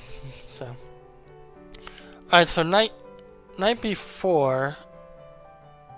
I was thinking bishop e4, and if he takes here, then I have maybe queen h5. Well, I mean, at the very least, I'm hitting this knight or that rook, so yeah. Then he wouldn't have that defense, so I might be able to even bring the rook up and checkmate him on h4. All right, so can we get rid of that pesky knight? Oh, he'll have that square. Let's just keep bringing our pieces in. I'm threatening knight e7 check, which is a really strong move. Maybe he won't see that. So knight g5, maybe knight e7 check, and then queen here. Looks really strong. And I'm going to win his queen at the very least there, in that position, I think. Or, at the very least, I'll win the knight on g5, but he's going to have a bunch of checkmate threats that he has to deal with. Alright, so here I was thinking queen h5, but he can defend with knight g5. Knight g5, oh, but then I can take on d7 and then take on g5. And if he plays g6, well then I think knight check. No. I don't know if that's leading anywhere. I can't kick the knight first. Maybe let's just start... well, if I go there... Yeah, yeah, okay. So I'll go queen g3 first. If he goes queen here, I can just take the bishop. And if he goes knight here, I can take the bishop again. And he doesn't have time to take this because of the mate on g7. So I'll be winning a piece in that line. And now I'm threatening knight check and then forking him with knight takes f7. So he's in quite a bit of trouble. Maybe king h8 is best for him. But then a move like d5 is pretty strong. So he could just be busted here. Can he play g6? g6. g6 might be okay.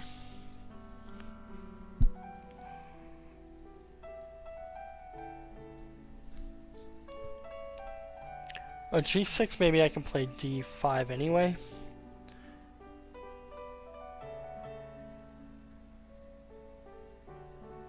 Not entirely sure what's happening, but I definitely feel like I have a much stronger position. All my pieces are really actively placed. Okay, so that move, I think I just win his queen, right? That's the first thing I talked about.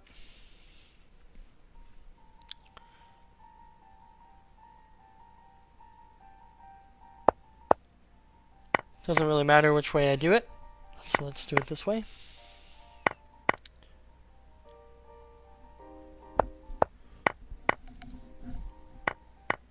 And I win a piece at the end too because this knight is hanging.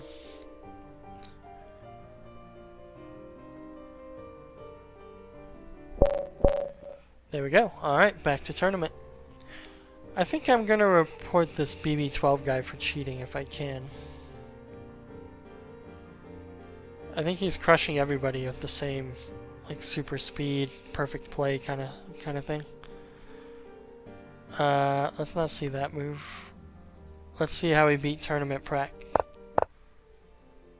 Yeah, look at that. Perfect play. 34 moves in, perfect play. Probably, pretty much definitely a cheater. Oh, I have two windows open for some reason. So let's go to this guy's profile somehow. And let's report him.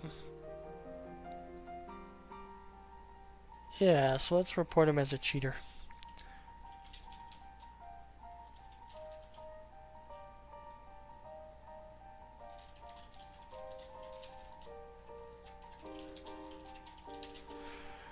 Okay, so what does this say? Checkmate? Oh god, where's the checkmate? There.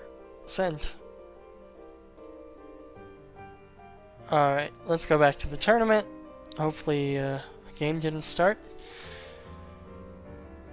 Alright, there we go.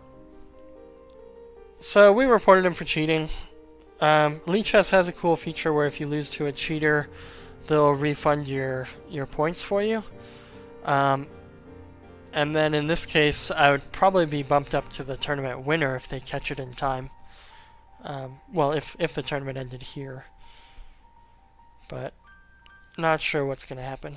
Might be able to get one more game in. Maybe this last one I'll berserk just so I can try to get over that hump. But I can only win 2 points, 2 or 3 points, because the loss to the cheater.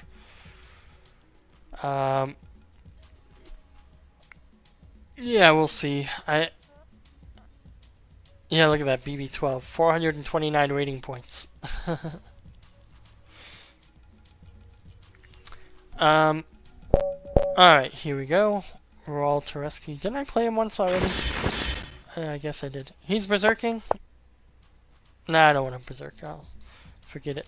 Alright, let's do a Caro-Kann again. f4, I don't see that very often. Oh, and takes. That can't be good. Yeah, so I don't really think f4 and takes really go together. Let's go here. We're just going to develop naturally. He's not really going to put any pressure on us in these types of positions. So, okay, bishop here. So if he goes queen out here, I think I have to take the knight first, otherwise I'll have a really hard time defending. And I think now I should just castle. Well, so he wants to take here and then come in here with the knight. So I don't think I should allow that if I can avoid it. Oh, I know. Okay, I'll just play rook c8. If he takes, so what? If knight here, I'll just come back this way. Alright, so now bishop here, like we were planning. And now we'll just go here. And if he takes, okay, so what? The H file is opened up for me. My king, I can still castle kingside relatively safely as long as I keep an eye on the H file. Because he could rook lift up to the H file if he wanted to. So he's coming in with the knight again, so I think the time to castle is nigh. Alright. Let's bring our knight out.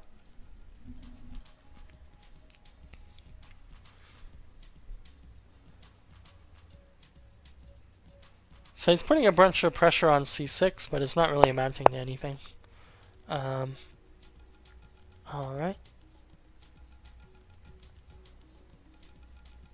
Let's see.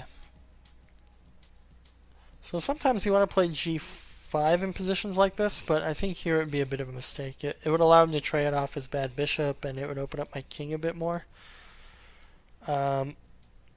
Another option might be to take the knight and then play f6, but that seems a little far-fetched as well.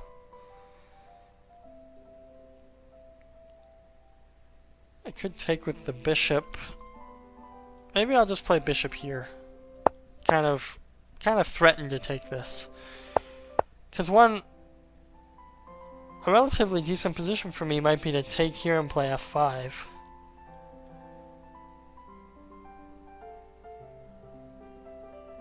Takes f5, en passant, g takes, and then just play like king g7 and rook over. But I have to be a little careful because he can quickly come into h6 with his queen. And even trade. So maybe I go king f7 instead and not worry about this pin. I don't know if I can get away with that. Because if takes, queen check here, looks pretty deadly.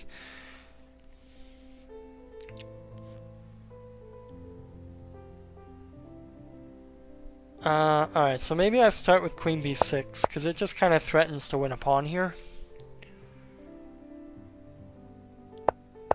Yeah. Could still win that pawn. What will he have? He'll have two bishops versus a rook, and I'll have two bishops versus a rook and a pawn. Not ideal.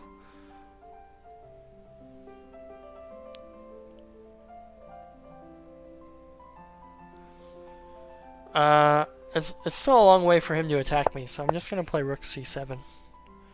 Because I'd like to set up a tactic on d4 if I can. Alright, so double the rooks. And now, kind of threatening knight takes d4. Although he could just pin the... Actually, the real threat, I guess, is knight b4. And taking the bishop on c2.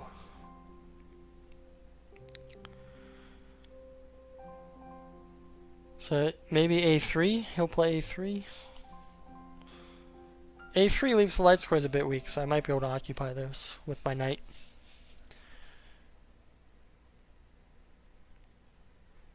g4 looks a little wild and crazy for him. Alright, I think... I want to put my knight... I want to go knight here to here, but he's going to play g4 and kick my knight out of there, which I don't want to allow. I can't take here. If I go here, he'll just take here. You know what? Maybe I can just play queen a6 here. It doesn't look like much, but I might be able to infiltrate with my queen.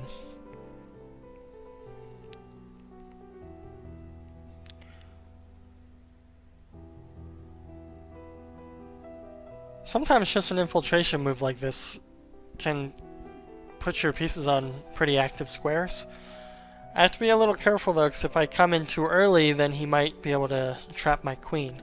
But queen e2 threatens both, threatens quite a bit of stuff. And his rook can't move because I have knight f2 check, winning his queen. If he goes bishop d3, I can play queen takes pawn. Alright, there I thought I could play queen f2. Because I'm threatening this. He can go bishop there, and my queen is trapped, I guess. Yeah, I don't have the knight check. So I'd have to take here first, which I don't want to do. So maybe I'll play knight e6 now.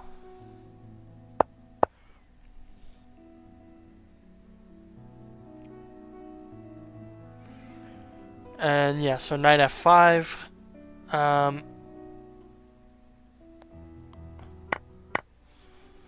Okay, so he took on e4. I was not concerned about that. And now I can play knight f5 on the bishop. And I can take the knight as well.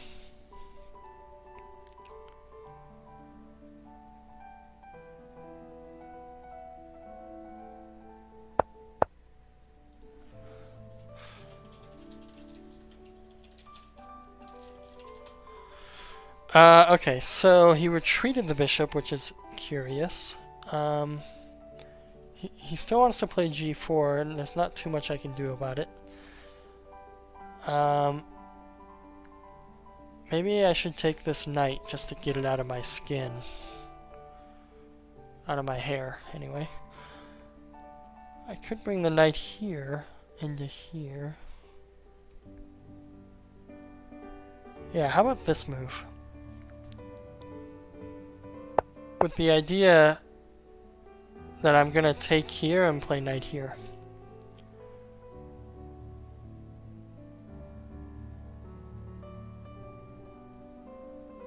If he plays g4 or g3, either one. And then I think I can keep defense with g5 or f5, or bringing my queen in as well. So there, I wanted to take here. Am I losing the pawn?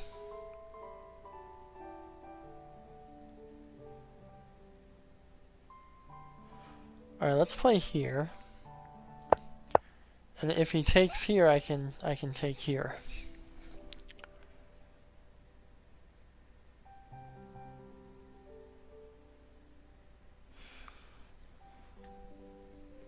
So the e-pawn is a bit of a menace here for him.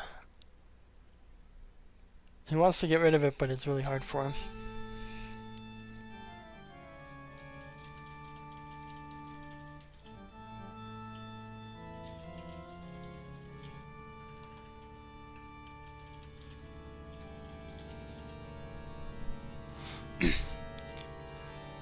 Looks like everyone wants to report BB12.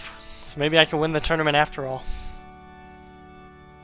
Look at that, 60 points. He berserked every game and won every single game with almost perfect play. Alright, so there... I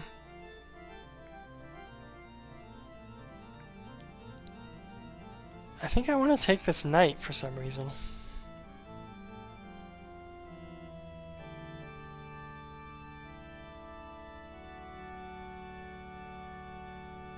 I think I want to take the knight.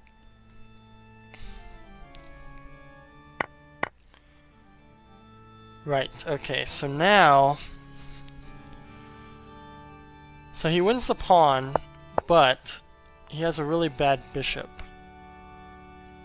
which has to be worth something. So I'm going to try to put a clamp on the light squares now, because he has this really bad bishop. And so my knight might be able to maneuver over here,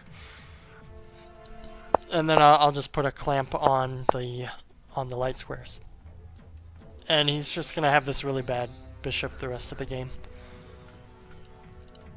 So I guess his tournament, or his plan might be to push the pawn here.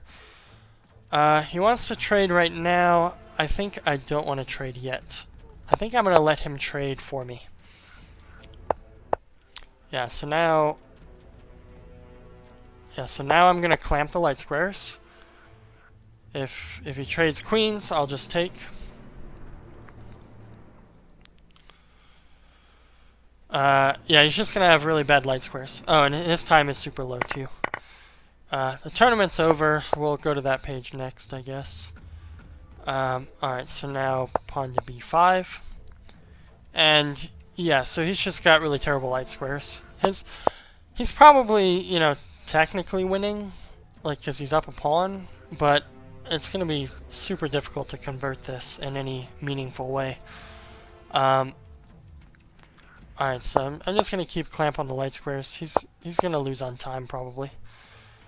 Alright, so one thing I do have to be careful of is doubling on the f-file. So maybe I just plug the f-file. Play here. So I'm threatening the h-pawn. He's hitting that pawn, so I'll just defend it. And now I think I just take here. And that's it. Alright, so I won that game on time, but I mean, position's pretty good too.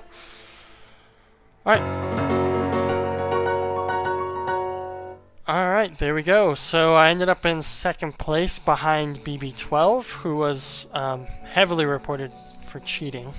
I expect in the next, day or two I'll get my points back once they review him and take his points away. How many points did I lose on that game anyway? Just out of curiosity. So I ended up losing 27. So I'll go up to 22-26, I guess. So that's pretty much it for this video. Unfortunately, I had to run into the buzzsaw BB12, but what can you do? If I had known I was playing a computer, I would have played a different line. Because obviously that line can get crushed pretty easily. So that's it for me. Thanks for watching, and I will catch you guys in the next video.